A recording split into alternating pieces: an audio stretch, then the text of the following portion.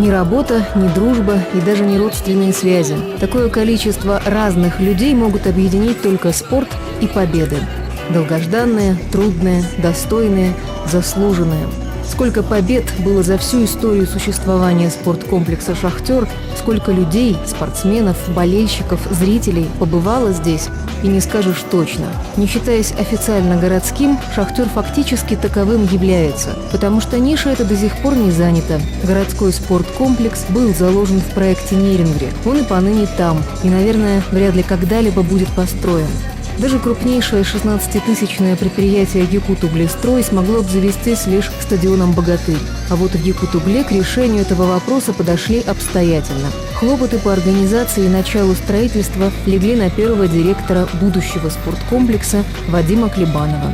И Вадим Исаевич, имея за плечами богатый опыт работы в столичных Лужниках, с поставленной задачей справился на отлично. В конце 1980 года, после Московской Олимпиады, к нам в Лужники, я тогда работал в Лужниках главным технологом, приехали ребята, шустрые такие, веселые, из города Нерингри какого-то, с какой-то комсомольской молодежной стройки. И попросили оказать им помощь. Вот. Начали готовиться, решили построить мини-лужники. То бишь спортивное сооружение по набору объектов, ну, как в Лужниках, только, так сказать, по более меньшей площади и вместимости. Я пошел к Пинкову и говорю: Иван Иванович, дайте место нам строить спорткомплекс для Якутугля. Он пальцем ткнул: вот здесь. Но сделаем, говорит, временное спортивное сооружение. Потом, когда будет городское, а вот пока вот там на Чернушинской скорости. И решили практически за месяц начать строить спортивное сооружение и уже там провести День шахтера. И вот первый объект, который был сделан практически за месяц, уже с трибунами. Ну, построили футбольный стадион с трибунами, поле футбольное сделали, дорожки беговые. В последнюю ночь их асфальтировали, дорожки, перед Днем шахтера.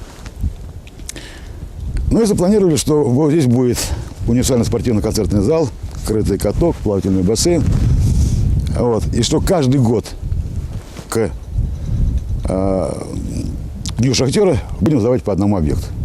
Прекрасный зал, теплый зал, просторный зал с трибунами. Вот сиденья вот эти, на которых я сейчас сижу, значит, мы привезли из Лужников, из Дворца спорта. Вот 20 лет, им ничего, они стоят на месте. Хоть мы находимся в Якутии, да, а катков не было, кататься было негде практически. Команды хоккейные были, была одна школа, хоккейная школа, вторая. В Серебряном Бору все время говорили: вот-вот мы откроем свой каток. Ну, мы решили, чего мы ждали было Серебряного Бора. Построили каток на 1500 мест здесь. Трибуны, он довольно получился хороший. Насколько я знаю, здесь зимой очень много народу приходит на массовое катание. Тренируются хоккейные школы. Ну, и все как было, хуже не стало. И вся отделка интерьера, которая сделана там в бассейне, это дело рук главных художников Лужников Подкратьева. Ну и вообще, я вам скажу, что я много очень ездил по стране, видел много спортивных сооружений, ну а в Москве тем более. И я вам скажу, что сегодня в Москве такие захолустные сооружения есть, а здесь вот все работает. Чисто, уютно, аккуратно. И люди уже работают здесь практически по 20 лет. Это же здорово. Ничего бы этого не было бы, если бы не получилось, если бы здесь не собрались нормальные люди, которые понимали, что они строят это для людей. Что люди будут здесь приходить оздоравливаться, будут получать удовольствие, будут ходить на концерты. Что люди поняли друг друга. Мы, спортсмены, поняли руководителей наших, они поняли нас. Что же мы хотим, в конце концов. Ведь все это делалось методом народной стройки. Незаконно, практически незаконно. Ведь, и как пример, однажды сюда приехал представитель Российского общества «Спартак» Иванов. С ним приехал корреспондент из газеты «Правда». Они увидели спортивное сооружение наш «Шахтер». И, вернувшись в Москву, в газете «Правда» появилась статья «Стадион в тайге». Статья отличная, прекрасная статья. Но газету «Правда» читают все. Ее прочитали в стройбанке Советского Союза. И тут же приехала комиссия. Они посмотрели по титулу. Нет спорткомплекса в Нерюнгри. Какой может спорткомплекс? Приехали сюда. Стали разбираться. Ну, то Пинков Иван Иванович всех собрал и говорит: ну, мы себе не дачу строили, не гараж, не дом. Вы же людей построили. Ну, да, нам всем по выбору. Ну, что, ну и все. Но так как я в партии не состоял, мне-то ничего не досталось. Вот. А всем руководителям, большим руководителям, и Ждамиру в том числе, и Пинкову, досталось-то прилично. И тогда первый секретарь обкома партии Якутского нам сказал: ребят, вы строите дальше. Только что в газетах об этом никогда больше не писали. Вот. И ему уже проводили и первенство России, и первенство Советского Союза, и Сибирь Дальнего Востока. А в советском спорте об этом нигде не писали. Где-то прошло первенство России по вольной борьбе. Где? Никто не знает. Не имели права просто даже написать, пока мы не узаконились. Сплав вот это как раз нормальных людей, понимающих, что это надо. И вот сегодня вот я приехал, посмотрел, я вижу, что традиция осталась та же самая. Все здесь, все на спорткомплексе. Плавают, на лыжах катаются, играют в волейбол, футбол. Это же здорово. Это здорово. Мечтали хотя бы о футбольном поле, а построили Лужники в миниатюре. По сути, тот же набор спортсооружений, но в более компактном формате. Удобном и для работников предприятия, и для горожан. Вспомните, где еще вы видели и стадион, и каток, и бассейн, и летние игровые площадки – все в одном месте. Очень немногие города могут похвастать такими комплексами. Но не все было так просто, как кажется на первый взгляд. Возвести подобный объект с нуля – задача не из легких. Тот факт, что основа спорткомплекса была заложена в 1983 году, отчасти тоже дело случая. История умалчивает имена, но некто, узнав о том, что в Якутск отправляется импортный склад «Ангар», обратился к руководству Якутугля. Генеральный директор Виктор Ждамиров волевым решением оставил ангар в городе. На этом месте к профессиональному празднику шахтеров был построен стадион, и родились сразу две хорошие традиции – сдавать очереди строительства ко дню угледобытчиков и устраивать широкие народные гуляния в последнее воскресенье августа. Но само строительство долгое время шло чуть ли не полулегально. Ни в каких документах, официальных бумагах оно не значилось. Хотя партийное руководство об этой действительно народной стройке знало и, что сыграло решающую роль, поддерживало ее. Секретари парткомов, объединения и разреза, первые секретари городского, республиканского парткомов помогали, рискуя положить на стол свои партбилеты. Не будем забывать, в то время от решения партии зависело, если не все, то очень многое. Идея строительства шахтера принадлежала горнякам. Строился спорткомплекс на средства горняков и самими горняками. Строили, как и все в те годы в нашем городе, ударными темпами. И меня удивляют вот темпы строительства. Ну, вы помните, что в то время очень бурно строился город Нерюнгри, и наша бригада под руководством Попова Валерия Кирилловича, он, кстати говоря, сегодня работает на заводе начальником цеха сварочно-заготовительного, буквально в течение 3 месяцев смонтировали спортивный комплекс. Вот так было все быстро, четко, так, как строился и город в то время. Поэтапно сдавались новые объекты. Административный корпус – 85-й год, крытый каток – 86-й. В 87 году было начато сооружение плавательного бассейна. В 1989 году сдан физкультурно-оздоровительный комплекс с 2 саунами и небольшими бассейнами, комнатой отдыха и парикмахерской. Вадим Клебанов изначально отказался от предлагаемой ему временной схемы, при которой использовались бы приспособленные и адаптированные помещения. Он выбрал капитальную стройку, и благодаря этому у нас сегодня есть именно такой комплекс. Примечательно, что даже в самые непростые для страны времена стройка не была заморожена или приостановлена. Все генеральные директора Якутугля находили средства для ее финансирования. Сколько раз у них была возможность сдать в аренду, продать комплекс, чтобы разрешить насущные проблемы предприятия. Однако к этим крайним мерам никто из руководителей не решился прибегнуть. Рухнул Советский Союз, некоторые подразделения Якутугля были ликвидированы, реорганизованы, а спортивно-оздоровительный комплекс «Шахтер» так и остался в его структуре. Детище Вадима Клебанова росло и крепло. Вторым директором спорткомплекса стал Владимир Викторович Кожевников. При нем «Шахтер» стал известен далеко за пределами города и даже республики. Универсальный зал, эксплуатировавшийся, что называется, на износ, был модернизирован. Обновлен спортивный инвентарь, а также изготовлено половое покрытие немецкой фирмы «Политан». Тогда это было в диковинку даже для всей России, не говоря уже об отдаленных ее уголках. В результате этот зал с 3 игровыми площадками и трибунами на без малого 1000 мест получил высшую аккредитацию и был включен в реестр на право проведения международных соревнований. Филиал открытого акционерного общества холдинговой компании «Якутуголь», спортивно-оздоровительный комплекс «Шахтер» неоднократно становился хозяином проведения турниров действительно высокого уровня. Кубок Южной Якутии по спортивным бальным танцам 2001-2003 годы, чемпионат республики по волейболу 2004 год, ежегодный всероссийский турнир по вольной борьбе памяти Коркина, ежегодный всероссийский турнир по боксу класса А памяти Исмаилова, кубок обладателей кубков европейских стран по футзалу с участием команд из Испании, Португалии, Франции, Словакии, Марокко и России 1998 год, 4-й кубок мира по футзалу среди клубных команд Белоруссии, Анголы, Испании, Чехии 2002 год. Спортивные достижения у всех складываются по-разному. Кто-то первый раз пришел на спортивный комплекс в 5 лет и сделал свои первые шаги на коньке или взял баскетбольный мяч или футбольный. Кто-то пришел в 70 лет, кто-то пришел с семьей в команде «Папа, мама, я», которые впервые вышли на площадку и победили или просто поучаствовали. У всех достижения разные. А кто-то в мастерстве.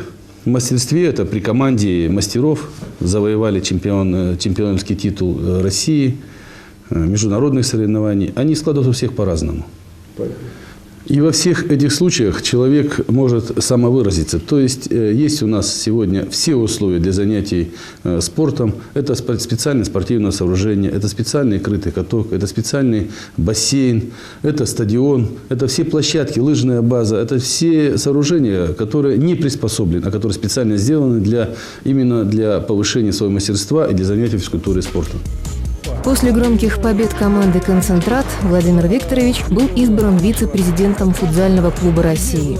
Но сегодня, будучи заместителем генерального директора холдинговой компании «Якутуголь» и депутатом Госсобрания Илтумен, у Владимира Кожевникова есть возможность помогать спорткомплексу на более высоком уровне. Внешний вид спорткомплекса преобразился при 3-м директоре. Оно и понятно. Игорь Германович Никифоров по образованию архитектор. Впрочем, к его заслугам можно отнести не только ремонт кабинетов, гостиничных номеров и фасада здания, но и возрождение баскетбольной команды «Шахтер», принимавшей участие в чемпионате России в первой лиге «Дивизион Дальнего Востока», а также появление первых детских оздоровительных лагерей. Ведомственные, городские, республиканские, общероссийские, мировые соревнования – без них нет профессионального спорта. Но не будем забывать, что первая задача комплекса – здоровье и отдых угольщиков и членов их семей. Для этого все средства, а их на самом деле немало, хороши. Стадион с футбольным полем, беговой дорожкой 400 метров и трибунами на 3000 посадочных мест. Летние игровые площадки для большого тенниса, мини-футбола и волейбола. Крытый каток с натуральным льдом, оборудованной площадкой для игры в хоккей шайбой и трибунами на 500 мест. В этом ледовом дворце, видавшем даже звезд сборной СССР в 1989 году, сегодня гоняют шайбу около 200 мальчишек. Кроме того, организовываются массовые катания, праздники на льду и дискотеки. Уже более 10 лет существует плавательный 25-метровый бассейн с 3 дорожками. Здесь внедрена щадящая технология очистки воды. Вместо хлора используется бор и кварцевый песок. Недавно проведен ремонт. Главным направлением в работе бассейна по-прежнему остается оздоровительное плавание, но помимо этого для желающих приобщиться к водной стихии организованы всевозможные группы – матери и ребенка, для детей с нарушением осанки, опорно-двигательной системы, обучение плаванию взрослых и детей, а также группы акваэробики и для лиц с избыточным весом. Так что новаторство не чуждо работникам комплекса. Впрочем, они стараются не только идти в ногу со временем, но и беречь традиции, которые и делают из группы людей настоящую команду. А ведь коллектив «Шахтера» и есть команда. В ней и лидеры, и новички, и хранители традиций, ветераны. Обо всех своих коллегах много интересного и хорошего может рассказать Галина Шишкина. Недаром она уже 8 лет является председателем профсоюзного комитета, более 10 лет заведующей бассейном. Великолепный спортивный комплекс построен в нашем городе. Какие замечательные люди работают на нашем спортивном комплексе. Это наши ветераны, Симачев Василий Григорьевич. На нем держится вся инженерно-техническая работа. Он заслуженный мастер спорта, заслуженный тренер по баскетболу. Сегодня Василий Григорьевич и ветеран спорта и постоянно принимает участие во всех соревнованиях. Леонтьева Оксана, она выросла на спортивном комплексе и совершенствовалась. И сейчас из нее получился замечательный квалифицированный специалист, инспектор отдела кадров. Подымак Александр Кузьмич, человек труда, неугомонный, работоспособный. Он и сейчас работает заведующим пунктом проката на крытом катке. Наша гостиница «Северная» и гостиница «Шахтер». Замечательные женщины, замечательный женский коллектив работает, возглавляет гостиничное хозяйство ветеран спорткомплекса Барышникова Людмила Петровна. Также хочется здесь же отметить нашу Галину Южанину, машинист по стирке белья. Спорткомплекс «Шахтер» проводит спартакиады среди трудовых коллективов и руководителей Якутугля. Зимние и летние дни здоровья, первенство по летнему и зимнему спортивному рыболовству, туристические слеты, дни оздоровительного бега. О детях разговор отдельный. Почти 700 ребятишек занимается в секциях по футзалу, волейболу, баскетболу, большому теннису, хоккею с шайбой, каратэ-до и в группах обучения плаванию.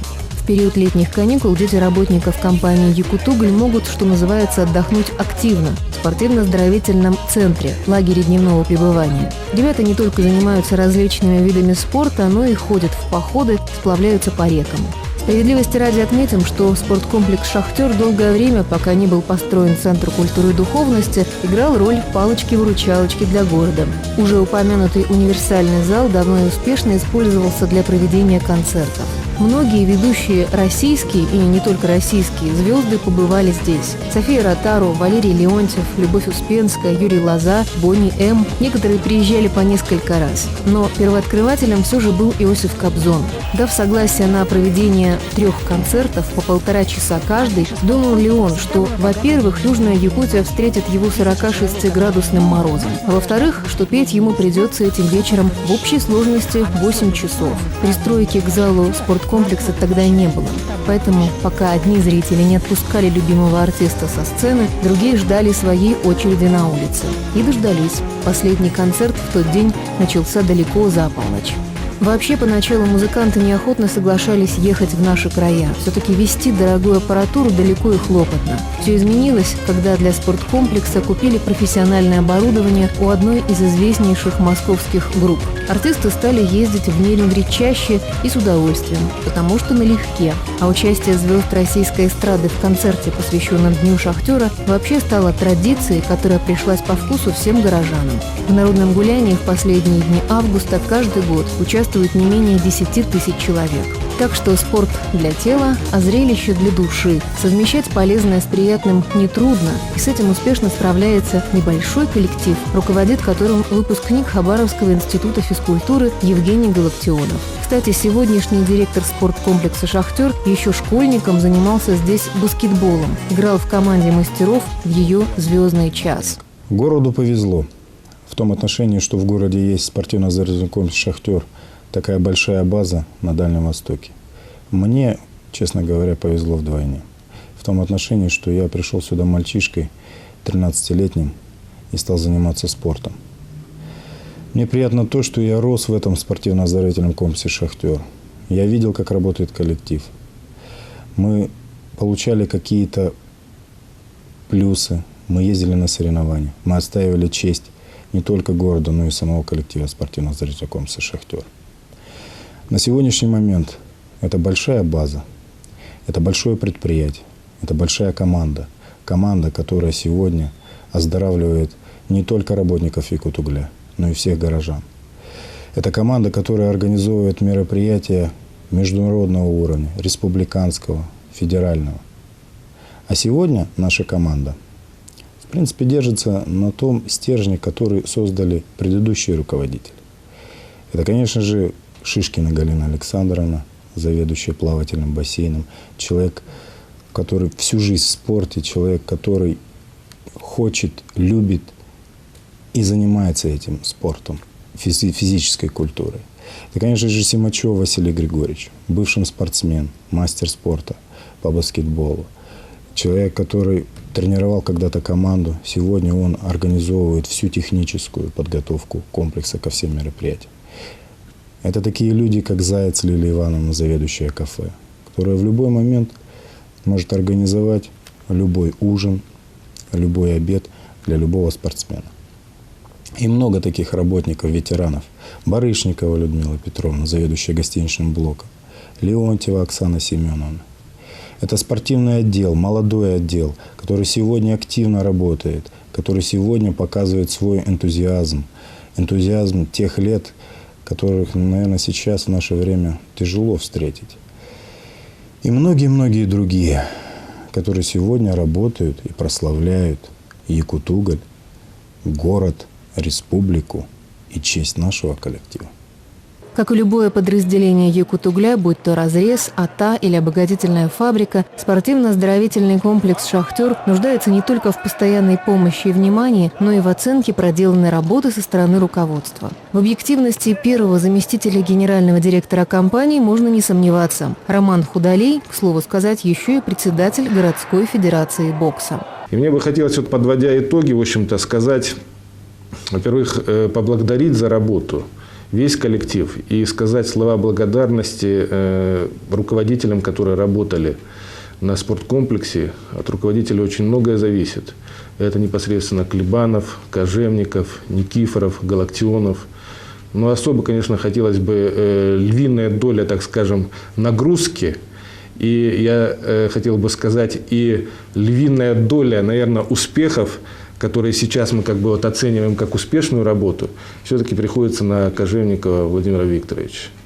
От его, в общем-то, энтузиазма, от его совершенно неугомонной энергии, в общем-то, зависело и сейчас зависит то, как, в общем-то, выглядит и спорткомплекс, и то, как, в общем-то, люди относятся к этой работе.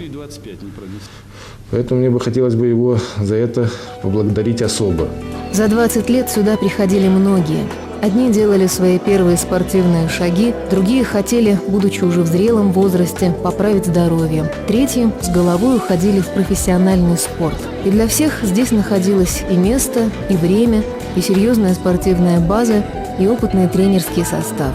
6 ноября 2004 года сюда опять пришли и даже приехали издалека многие – друзья, коллеги, спортсмены, болельщики, гости. В этот день на главной спортивной арене города не было проигравших, но были победители. Ведь только победа и спорт объединяют такое количество людей. А 20 лет для спортсмена – это рассвет. Поэтому мы желаем движения вперед. Кто остановился, тот отстал.